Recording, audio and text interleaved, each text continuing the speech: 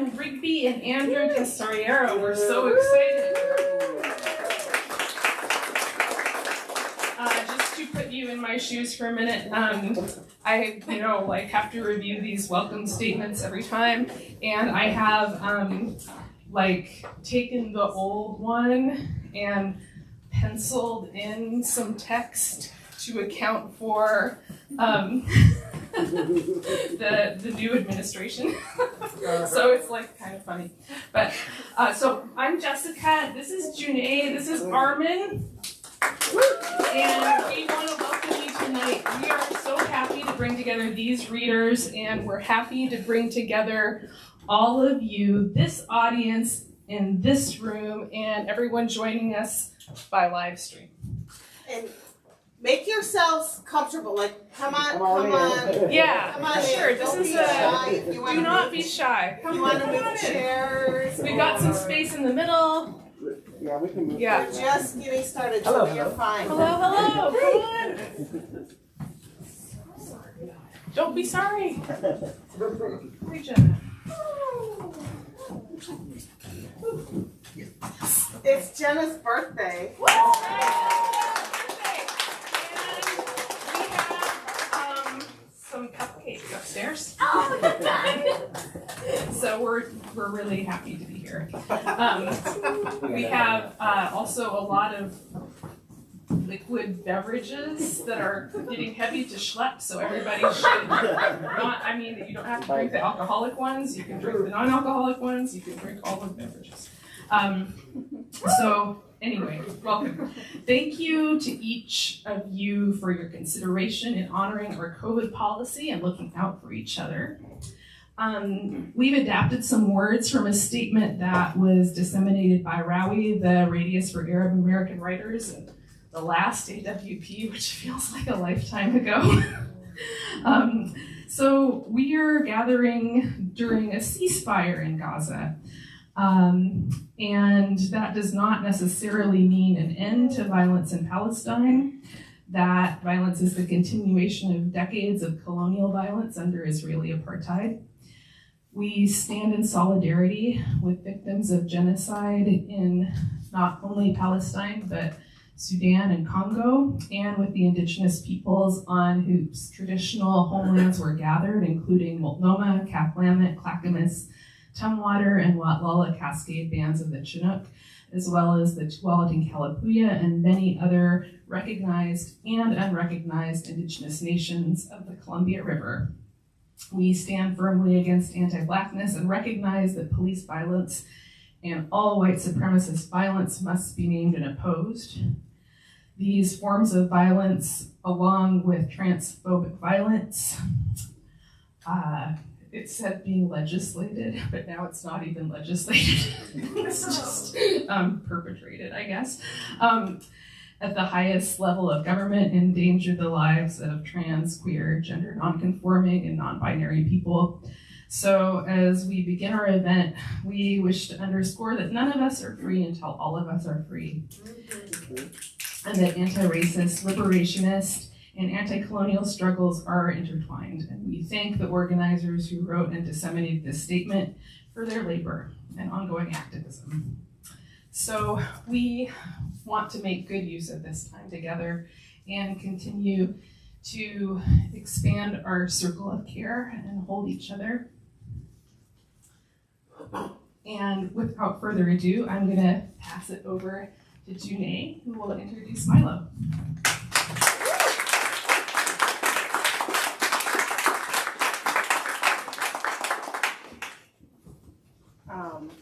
We got a new microphone stand. I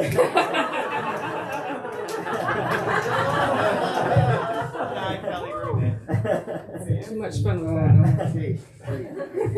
Sorry. This is why you never give me something bendy and flexible like a toy. Every Constellation event is so special and so unique, even though we're always here every second Thursday of the month. And of course, it's the community and the authors that make this special. And today, what feels really special is that we have 2 readers who are also like some of our most regular attendees. And they're here to help us welcome an out-of-town writer, Karen Rigby. So that's really amazing. And it feels so much like a community event in sort of a different way because it's also Jenna's birthday. Jenna's also been like one of our most regular attendees. See a lot of familiar faces. There are a lot of new faces too. So it's just exciting and special in that way. Milo's been coming regularly also, and we know you're an amazing writer because Eric was like, you guys have to invite Milo. And that was a while ago, and our schedule just fills up, so it took a while, but we're like so excited that we could get you in. Milo Muise, they, them, holds an MFA in creative nonfiction from the University of Idaho, an alum of the Tin House Summer Workshop, and recipient of a 2018 Oregon Literary Fellowship in Poetry. Their debut chapbook, TLDR, was selected by Hanif Abdurraqib as the winner of a 2021 Newfound Prose Prize and is out now with Newfound Press. Originally from New England, they now live in Portland, Oregon with their dog, Rigatoni Colette.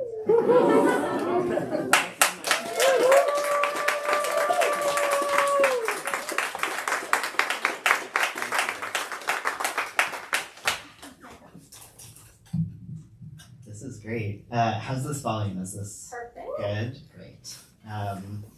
Thank you so much for that intro. That was so sweet.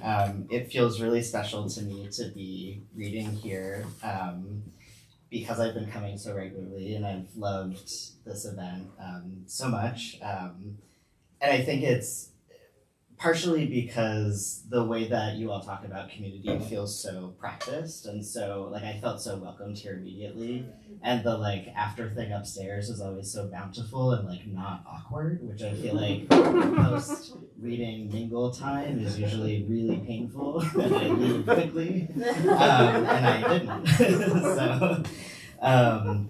So yeah, I just wanted to thank everyone who makes Constellation possible, and especially Jessica and Janae and Armin, and Michigan Wild and Melissa and everybody else. So I'm going to read some new stuff that's from a very nascent project where I'm sort of like, I think this is what it's about, and we'll see. Because what I'm about to read is the entirety of it. This is what I have. Exactly.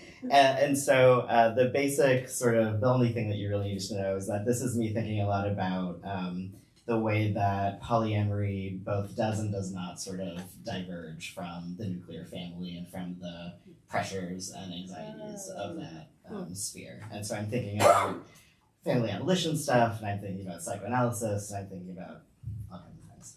So, when I tell people I'm polyamorous, the most common initial response is, I could never. It seems too hard, it's too much work, I don't have time. I just don't see why anyone would do that, my mother said once, and this was not an invitation to help her deepen her understanding. My admission brings out a defensiveness in people that I find both fascinating and frustrating, not least because it incorrectly assumes that I was perhaps interested in recruiting them. It's the conversational equivalent of lobbing a ball far beyond my reach, requiring me to search the brush to continue a game I didn't want to play in the first place. Eventually, I toss it back, saying, yeah, it's not for everyone.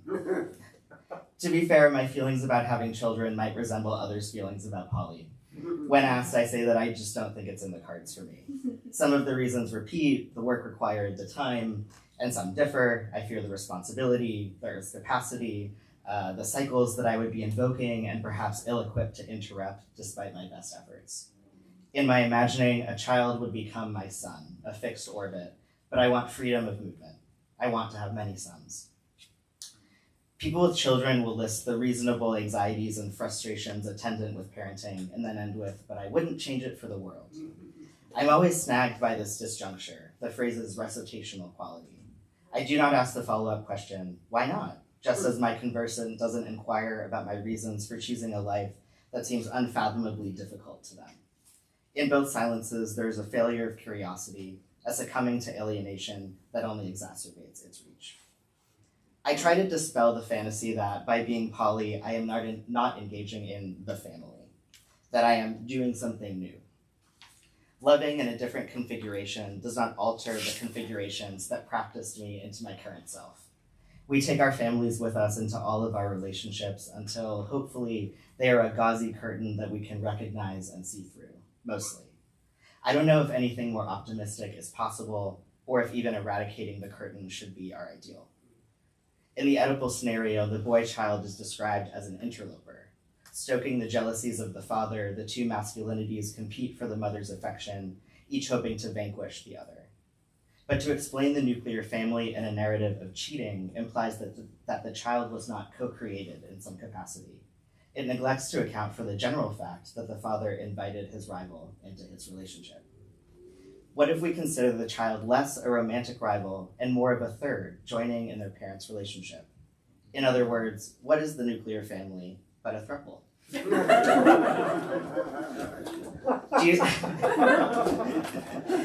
Geometrically, any triad forms a triangle, each person a point with a solid line drawn between. There's a conflicting wisdom about this shape. Despite its notoriety for strength, I was always wary. My parents warned me repeatedly about the difficulty of three-person sleepovers and playdates, adding, "Someone always feels excluded."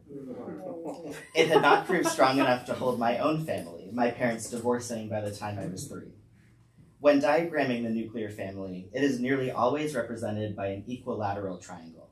It is a shape that boasts egalitarianism, the lengths of its sides perfectly matched, each angle mirroring in measurement. The fantasy gives itself away in the uniformity of its depiction. Why never an isosceles or obtuse? Who can't think of a family characterized by one stable, solid member with two others relying on their sturdiness, as in a right triangle? Or one where its members never quite seem to align, leaving us unable to identify the pattern that has brought these somehow related people together, as in a scalene. Many of us have the expectation that the equilateral triangle is the ideal relational shape, and that anything beyond it, including a less equalized triangle, means that something is wrong. In a recent reality show, Coupled a Throuple,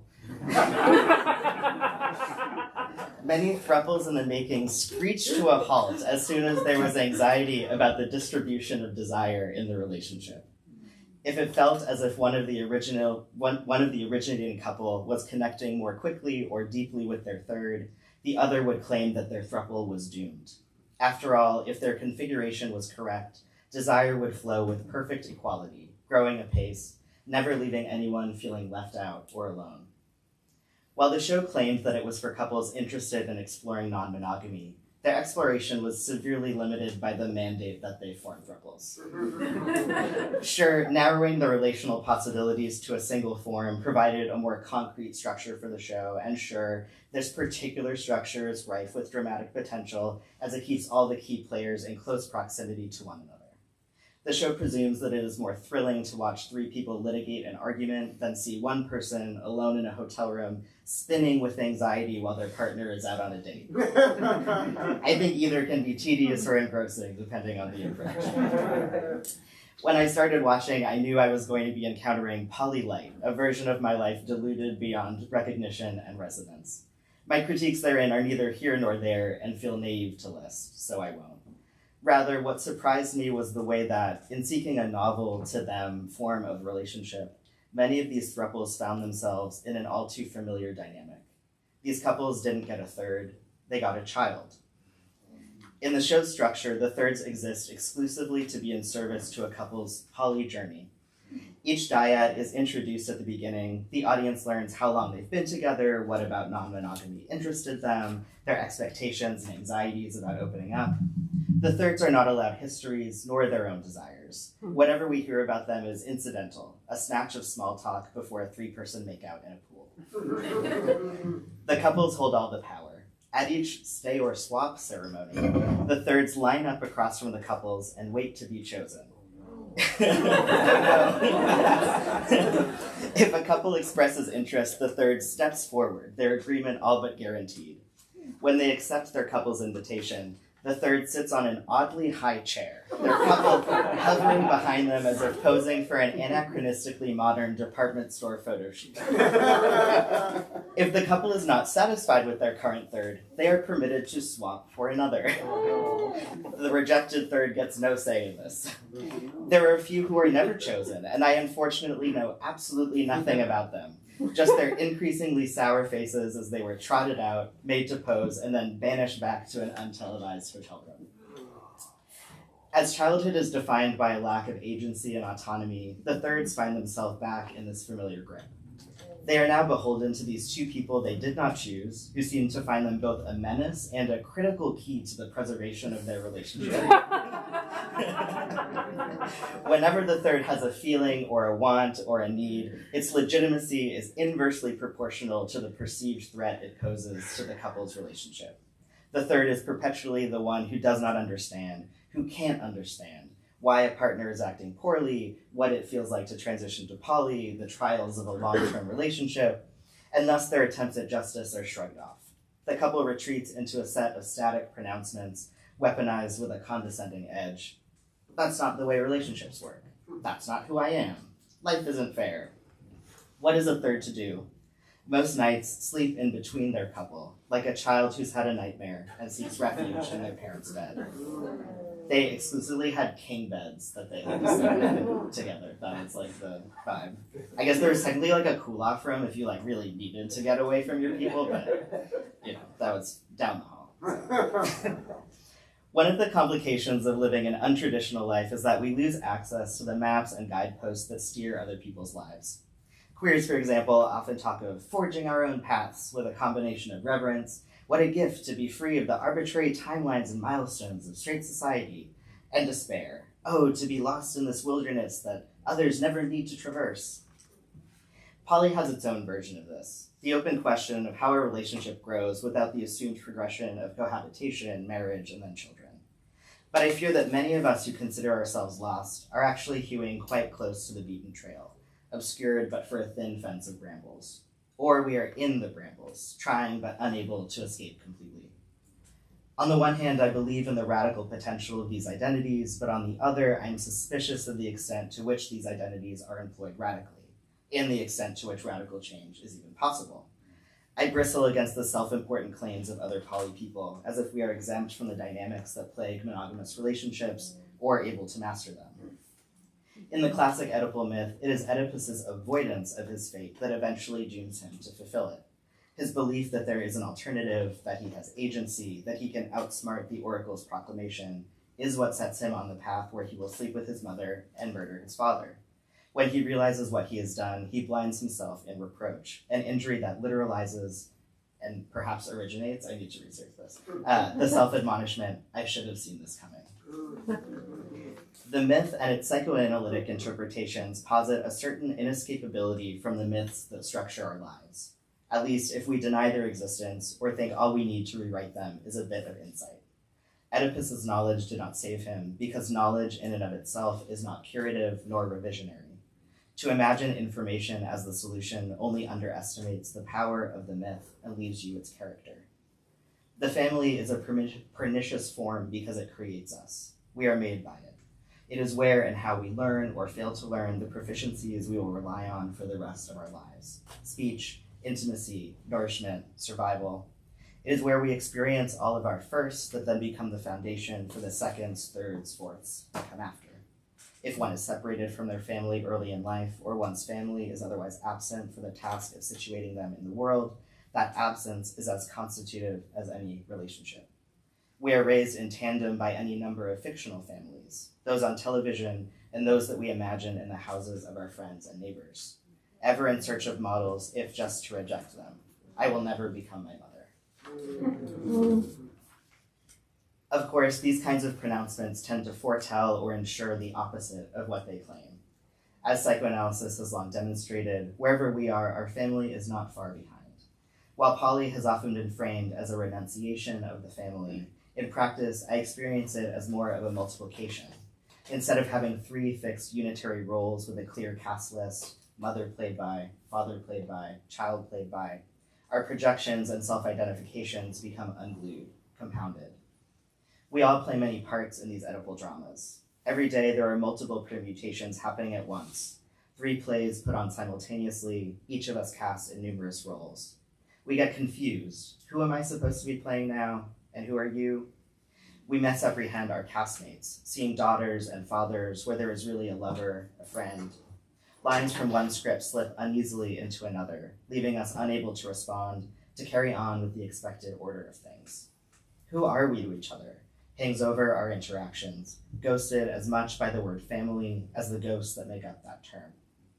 During the years I lived with my partner Katie and her then partner M, I felt us getting away from ourselves. Sometimes M was my angry dad, but sometimes I was their distant and menacing father, and they were my irresponsible son. Sometimes I was an exhausted single dad to my 2 children, Katie and M. Sometimes Katie joined me as M's mother, and we became their parents, a pressurized identity that I tried to wriggle out of, much as I imagined an ambivalent father might seek to escape his familial duties. Even in my rejection, I reduplicated what I wanted to renounce. I'll leave it there. Wow.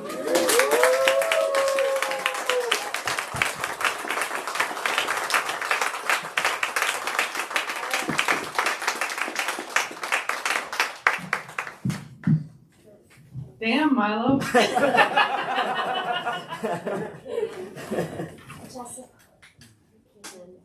Oh my, oh shit. Oh, God. Thank you. Thank you. That would be me. Thanks, everybody. We have like awesome community spirit here, as people have noticed. And it's also really special that we get to invite folks into it. Karen Rigby is an author, a poet whose work I have known by reading it a different way. And it was awesome to learn that she's connected to our friend Genevieve, who's a friend of the series. So Karen Rigby is the author of the poetry collections Chinoiserie, selected by Paul Hoover for a 2011 Sawtooth Poetry Prize, and Fabulosa, named by Ms. Magazine as one of its best poetry collections of 23-24. A National Endowment for the Arts Literature Fellow, her work has been supported by the Greater Pittsburgh Arts Council, the Vermont Studio Center, and appears in Poetry Northwest, the London Magazine, Bennington Review, the Oxonian Review, Australian Book Review, and other journals. Rigby is a 2023 recipient of an Artist Opportunity Grant from the Arizona Commission on the Arts. She was born in the Republic of Panama in 1979, where she lived until moving to the U.S. in 1997. She currently lives in Arizona. How are we doing on our cleanup? What's that? Almost done. Almost done. Awesome. So I love the imagery. I know that's a very big love. But I do love the imagery in Karen's work, and I'm so excited to have you all also hear it. And we have some books here too.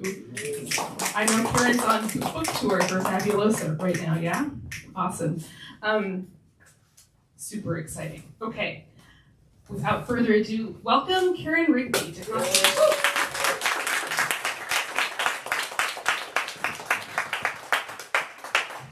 Thank you, Jessica, for that lovely introduction, and to June, and to Genevieve, who introduced me to this series. I'm delighted that all of you are here with me.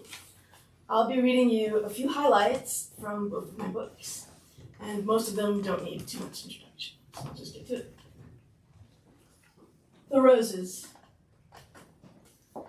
Daily the beatitudes, phosphorus struck in midnight air, flame cupped against green, dead-headed rose crowned with bees. Daily the cut arrangements, threaded in chain link, yellow tape dividing yesterday's gunfire from today's erasure. The roses are edged with bruises. The roses, American red, absorb the floodlit street. The roses hang night long in their jagged mourning, scent the air with mottled plum, ask only to open once, prophecy, and die.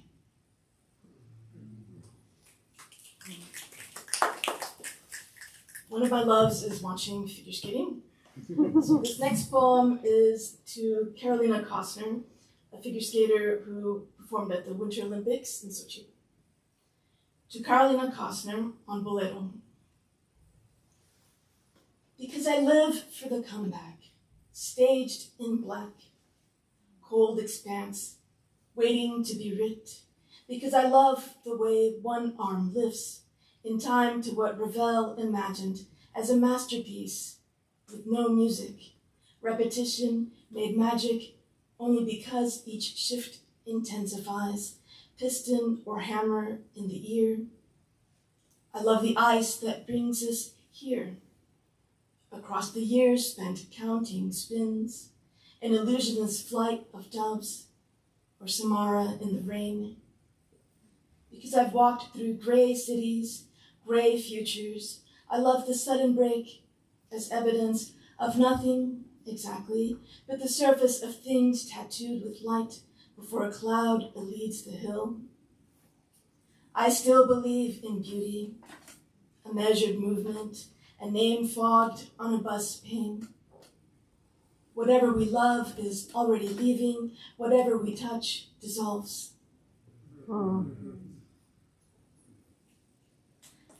Bit of fun. And you have to forgive my pronunciations here.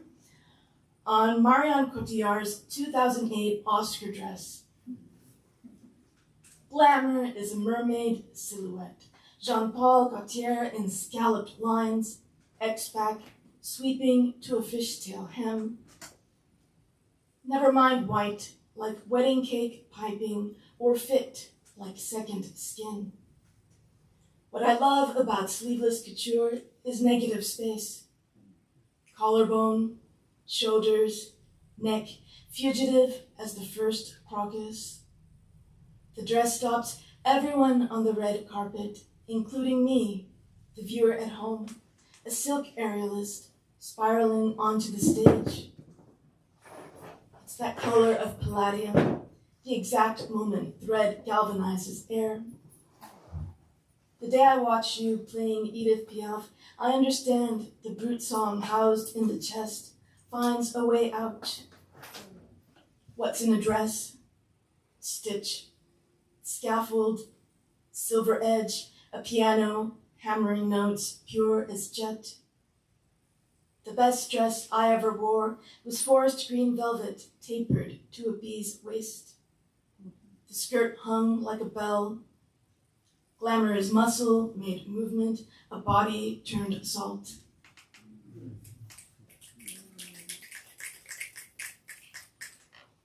So I set up a little theme for you guys tonight. This next one is also on roses. I was born in Panama, and that's where this comes from. Not the ghost of a rose. Not the ghost of a rose, not the lily scissoring water in its milk glass, not the icy sidewalk, half a world from home, but petals orange and blue as butane, blossom scented with violence. Each spring, the bird of paradise cuts my window. I remember the country I loved without love, a blade of grass greener in revision, so that jungle bisecting the city wasn't the obsidian kingdom I drove by in silence, but a brushstroke in high wind. I once believed the mouth of a tiger, province the lost inhabit. Nothing populates memory. I left a republic for a northern city. I swallowed a river of stone.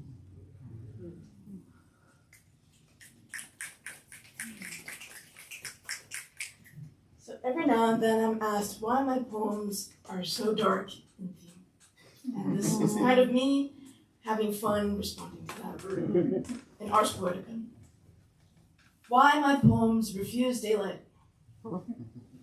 Pinpricks on water, celluloid glare, too paradisical on the retina. It's not natural for my poems to roll up on a butter gold vista and idle without a single cumulus. There's got to be a violin, tension like a knife thrower, weighing its target the split second before it hits, clear above the eyes. What's there to contemplate if everything's explainable? I like it when a vision's so weird it grows fur. If you want immaculate syntax, it won't happen. But I can serve glamour with the best of them. No gimcrack. My poems hunt shadow in the folds. Madam X, dusted in lavender powder. Persimmon stacked in a blue bowl. Everything in art is gesture. I can't save you from whatever's next, but if you're listening for the sound a house makes when the locks fall, this is for you with your stung heart.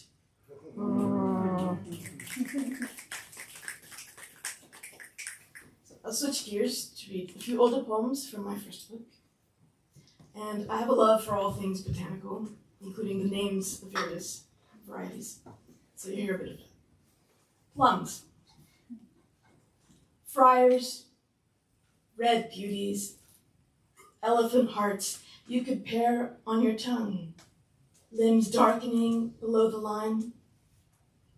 Between each load of shirts pinned sleeve to sleeve, you'd raise the basket, bend among the trees. Some of the plums tightened like a baby's fist. You pricked their skins, packed buckets with sugar and lemon. 6 trays dried on a long bench. All evening fireflies haunted you with syncopations. And when you came to the Santa Rosas, the fruit of the spirit was patient as knives sharpened with pumice. Forget what you know. What should he bring to your hunger, if not his own wrist?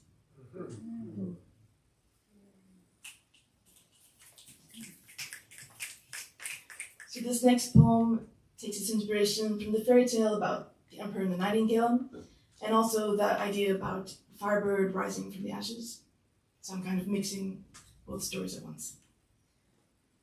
Nightingale and firebird. As if the song encoded in the wheel could railroad to the garden, the mechanical grind transformed the nightingale to music box, the music to evergreen vistas. The firebird was another story, inventory of dust on the wings, dried blood on the red gold coat. One thread about tin substitutes for splendor, the other a ghost image for your burdened heart. Easy to confuse the black chinoiserie with feathers torn from ashes, twin halves for a childhood fear. You were never loved. You could surrender to the hammer or the flame, but no one would come. That which they called wonder was only a greased key in a courtesan's palm. And when the bird sang, no one heard the sound a wing makes when the current breaks. And to conclude, one of my favorites, we're back to the roses. I think I read online once, there's no such thing as black roses. You can get very close in color, but not a pure black. Black roses.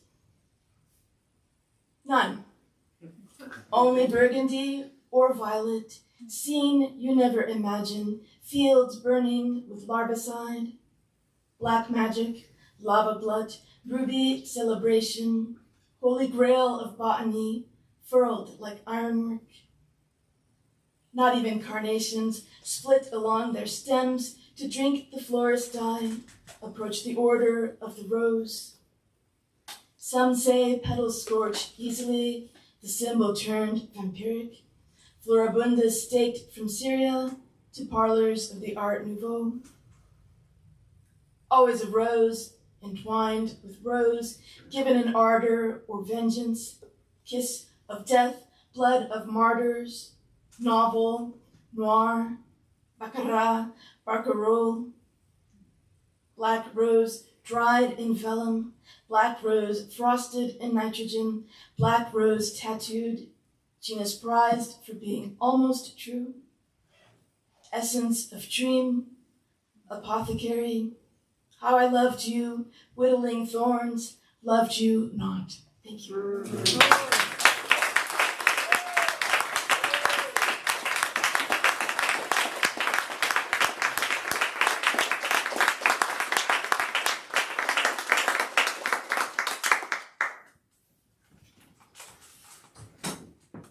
Sneak attack.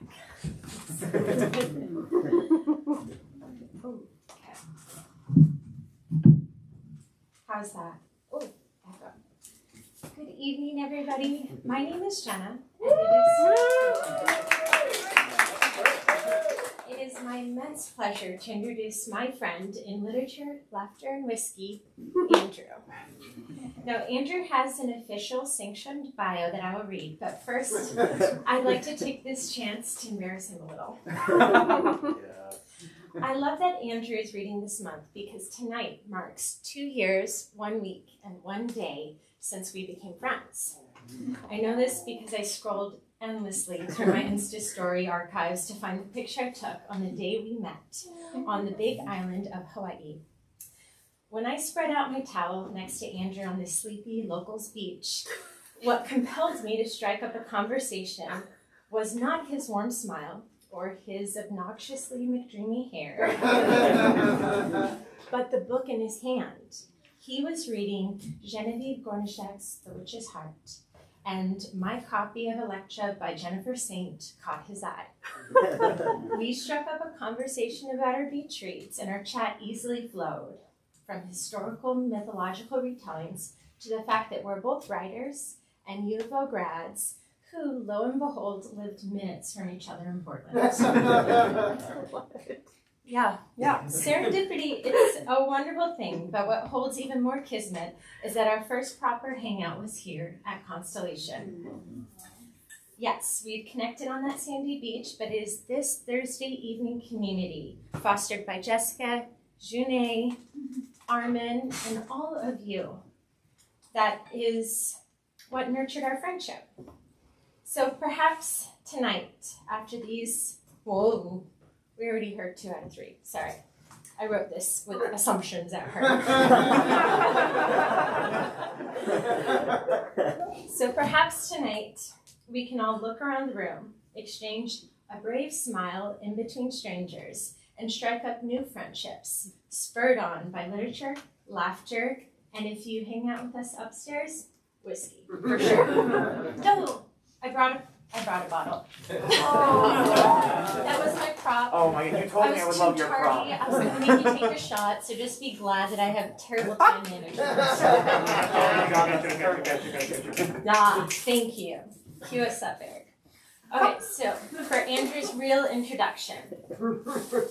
Andrew is a speculative fiction author based here in Portland, Oregon. His work covers themes of war, imperialism, and grief through characters who are tenacious in the face of tragedy. His first novel, The Passing of Time, won the Henry Milton Alley Award for Outstanding Literary Thesis at the U of O Clark Honors College. When not writing, he enjoys live music, good food, and acting. He recently performed at the RUR? Mm-hmm. RUR? Yeah. At the Lakewood Center for the Performing Arts, and once played an anarchist newspaper boy in an episode of Portlandia. Please join me in giving Andrew the warmest welcome.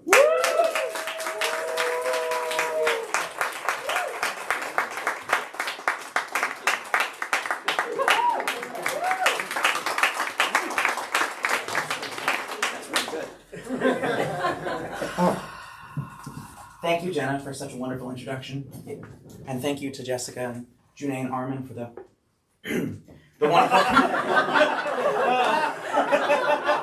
wonderful community that you've cultivated here. I feel very privileged to be a part of it. So I'm going to read a short story for you all called An Indescribable Distance from Tomorrow.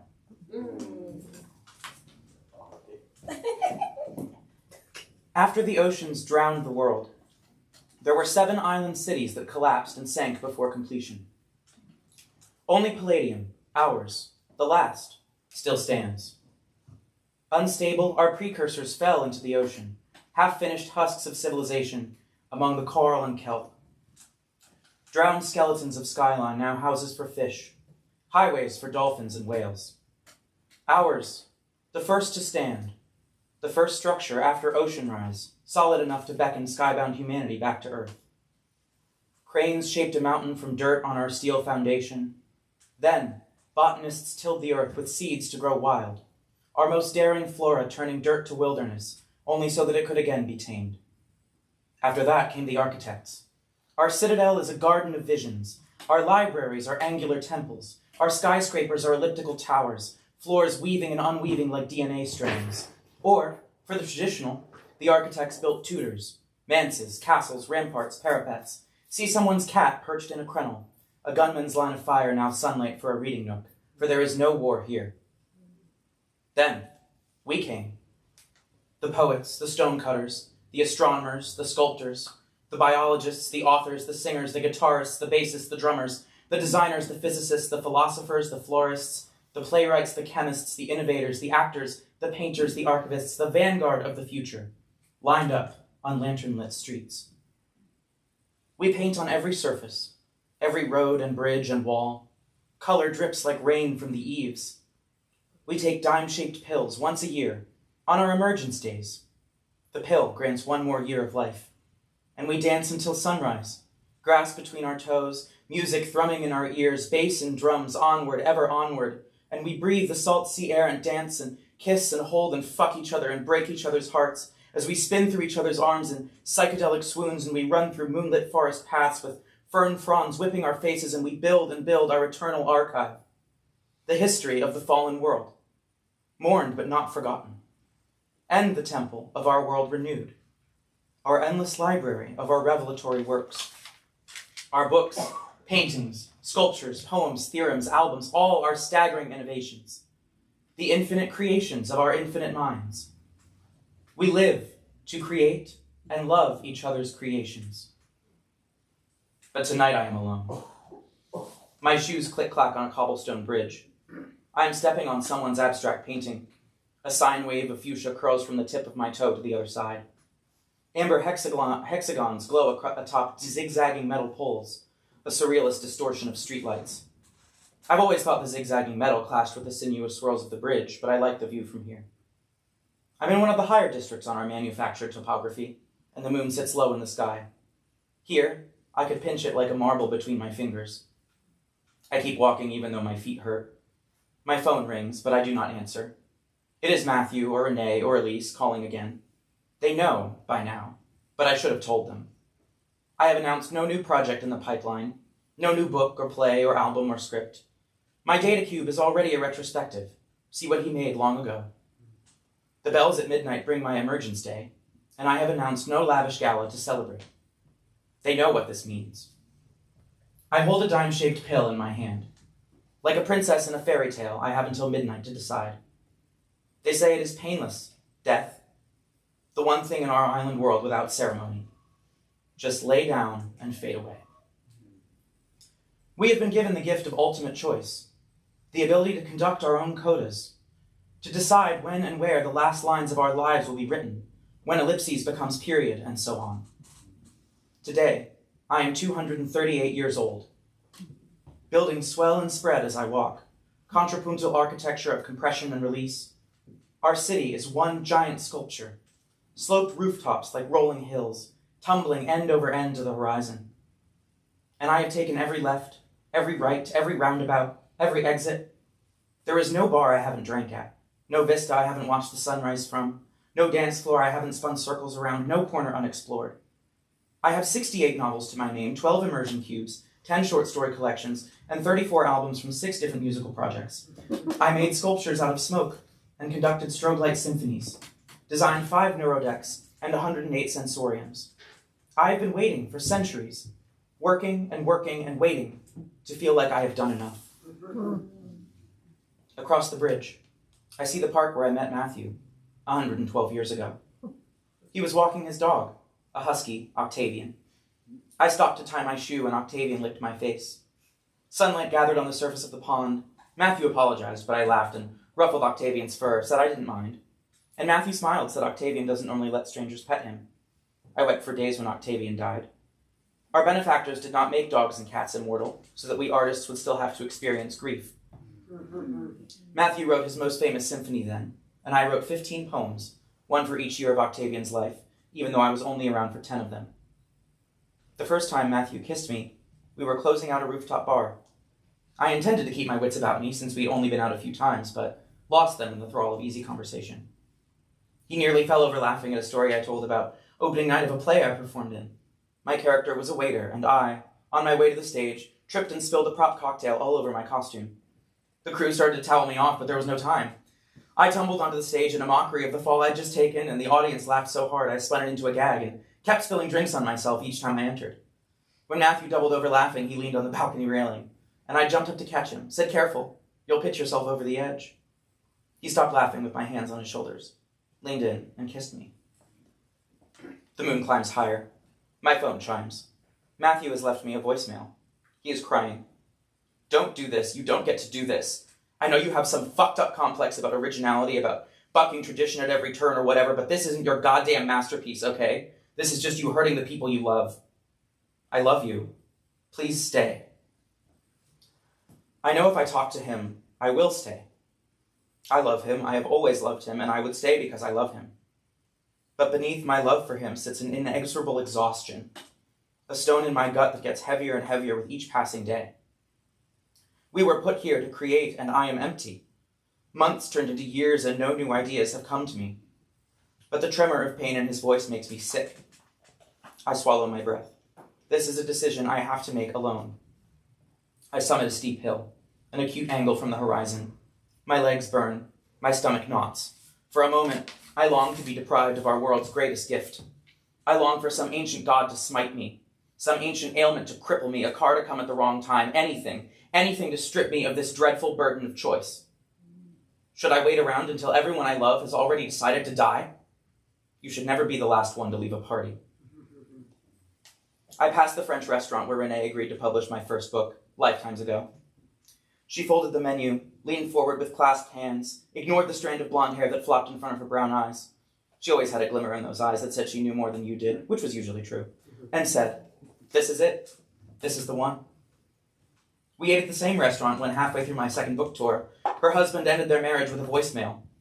2 coca vins later, we killed the night on my porch, with 4 bottles of wine, and watched the sun rise over the hills. She cried, lamenting all the warning signs she ignored, all her vanished husband's selfish habits. I listened, and we drank, and fell asleep in the lawn furniture. The next morning, Renee puked over the railing, wiped her mouth, and said she would publish anything I write until the end of time. I said, "Don't you goddamn dare. I have a reputation to uphold. If I write a sack of shit, you better tell me it's a sack of shit." And she laughed and said, all right. And then with an eye roll, "I hate writers." I'm in the theater district now. Marquees glimmer and flash, neon cursive writes, "Pentagrams, the punk musical event of the year," on a glimmering billboard. I found it overlong. I keep walking. Everyone in Palladium is an artist of some renown. We all know each other. We have lived long enough to know each other. And only when one decides to die does another emerge from the ships in the sky. When the ship's hydraulic ramp hisses down, a new artist emerges, adult but naked, an homage to the old ways of natural birth. There are ceremonies. All gather to greet the new artist, to clothe them, to feed them. For that day, we are all parent to the newly emerged. That day, we revel, and they choose their first craft. Rarely is our first craft the one we make our names in. Mine, ironically, was dance. But dance led me to music, and writing lyrics led me to prose. Will my replacement be a painter? I have never been a painter. I have no eye for color. The paints I mix always turn brown. The moon climbs higher, almost to its zenith. My phone chimes again. Elise has left me a message. My longtime musical collaborator, virtuosic at more instruments than I can even play. She is not verbose, she never is, but I can hear the strain in her voice. "Matthew called me. Who's going to produce my next album if you die? Don't do it. Don't you dare, you asshole." Sometimes I reread my third novel, The Driftwood Kingdom, and I know that it is the best one I will ever write. I wonder in those lamplit contemplations if our great gift comes at the expense of our greatest art. Who can live for centuries without becoming cold, becoming detached? Maybe we all do our best work when we are young, just shy of mastery but still hungry for it, because we have not yet lost our ability to be surprised by the world, have not yet withdrawn into the complacency that success and security bring. Sometimes, when I visit the Eternal Archive, I envy the rage, the sorrow, the apocalyptic vigor of works from our fallen world, a depth of feeling I have never been able to dredge. Is my death a gift for Matthew? Shall I be your muse entombed? Write my magnum opus at last, my love, the sonata of my ruin. A lover dies in springtime, because it is always springtime here. I wish our benefactors had built us an island somewhere dark and cold, so that I could write more convincingly about death. I think that I am a terrible person, that I am flirting with eternity only in a desperate bid for attention, a desperate bid to refresh my drained font of inspiration. Empty of ideas, now I will have something new to write and sing about when I pop the pill at 11:59. I will open a blank page in my notebook, I will strum new chords on my guitar, and I will flagellate myself for frightening all the people who love me just to prove to myself that I'm important. I am not important. My death will make someone cry, but that does not make me important. I call Renee. She answers on the third ring. Hey. Hey.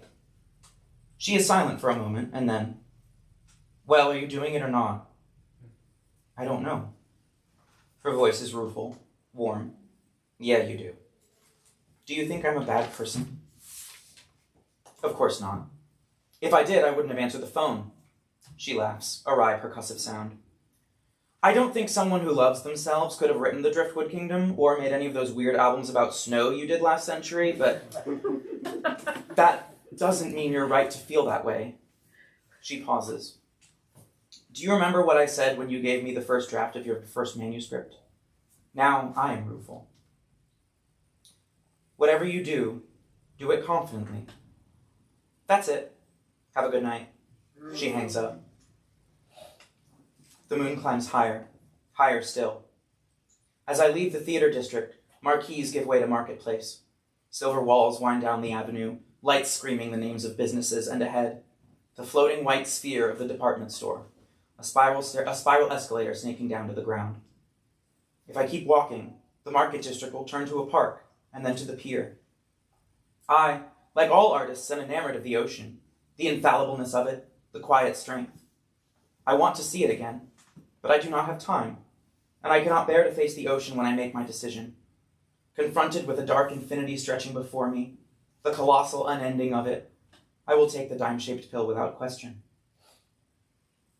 I wonder what I would turn tonight into, in my fiction, in my songs. I sift through the mire of confusion but come up empty. Maybe it's just too soon. Maybe it's impossible to write about a problem until you've solved it. I want to call Matthew. I want to tell him I love him, that I'm not doing this to hurt him. But I know that if I hear his voice, and have no choice but to speak, to witness how my words hurt him as they leave my mouth, I will never be able to say what I want to say. To say I love you, but you already know that. And I'm sorry that I hurt you. The moon climbs higher, highest. I reach into my pocket. The dime-shaped pill is still there, chalky against my fingers. My breath begins to quicken. Is it happening? Is this all it is? I thought I would sit on a park bench and wistfully fade away, but here I am on a shop-crammed street, under the department store of all places. I laugh through ragged breaths, almost gasps, the silent thrill of all the years I've borrowed collapsing in on me. Pay the piper, says the humming in my ribs. My hand shakes as I pull the pill from my pocket. Life, brilliant, precious life, pressed in talc and silica. I open my mouth, raise my hand. I have to decide. Beside me stands a metal sculpture of a melting candle, another strange streetlight spilling amber across the pavement. In the distance, through the silence, I can hear the ocean. The moon inches up, up, up, into the great black eternity of the sky. Thank you.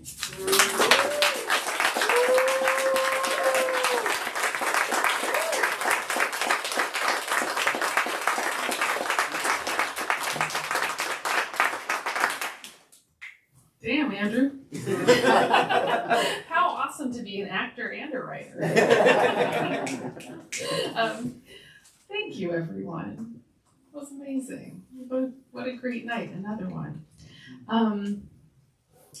If you are inclined to buy books, we have some.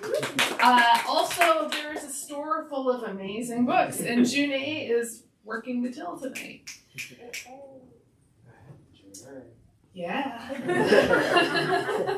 And upstairs, we have some celebration items for Jenna, and a kind of a feast up there if you're able to join us in the mask optional space.